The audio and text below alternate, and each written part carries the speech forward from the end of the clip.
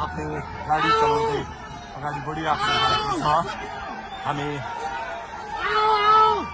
दुर्गा प्रसादसँगै अगाडि बढिरहेका छौँ। यहाँ निकै ठुलो मात्रामा युवाहरूको उपस्थिति देख्न सकिन्छ।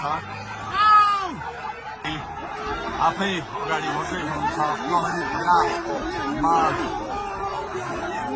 प्रहरीलाई गाडीले पेलेर दुर्गा प्रसाद अगाडि बढ्दै हुनुहुन्छ।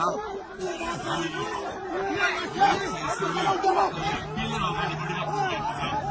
प्रहरी गाडीको चाबी खोज्न लागिपरेको छ।